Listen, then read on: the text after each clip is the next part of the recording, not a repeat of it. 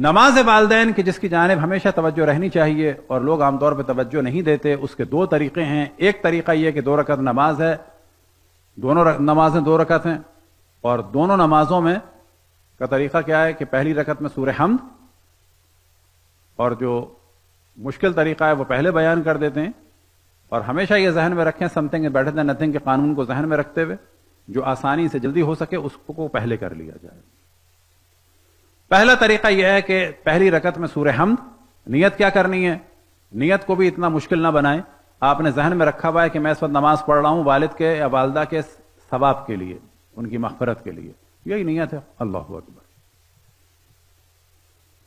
پہلی رکعت میں سورہ حمد، اور سورہ حمد کے بعد 10 دفعہ ربنا اغفر لی ولوالدی وللمؤمنین یوم یقوم الحساب، پھر اس کے بعد رکوع اور 2 عدد سجدے، اور پھر دوسری رکعت سورہ حمد اور 10 دفعہ رب اغفر لی ولوالدی ولمن دخل بیتی مؤمنا والمؤمنین والمؤمنات، پھر اس کے بعد قنوت اور پھر رکوع اور پھر 2 سجدے، پھر سلام اور تشہد اور سلام، اور بعد میں 10 دفعہ رب ارحمہما کما ربیانی صغیرا۔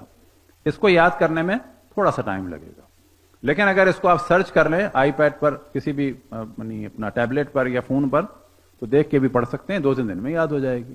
لیکن جو اور آسان طریقہ ہے وہ یہ ہے کہ نیت کریں 2 رکعت نماز ہے، پہلی رکعت میں سورہ حمد کے بعد 20 دفعہ رب ارحمہما کما ربیانی صغیرا، یہ آسان ہے نماز، 20 دفعہ رب ارحمہما کما ربیانی صغیرا پہلی رکعت میں سورہ حمد کے بعد، پھر دوسری رکعت میں سورہ حمد کے بعد 20 دفعہ رب ارحمہما کما ربیانی صغیرا، پھر اس کے بعد نماز ختم ہو گئی تو 10 دفعہ رب ارحمہما کما ربیانی صغیرا، کہ دوسری والی نماز زیادہ آسان ہے۔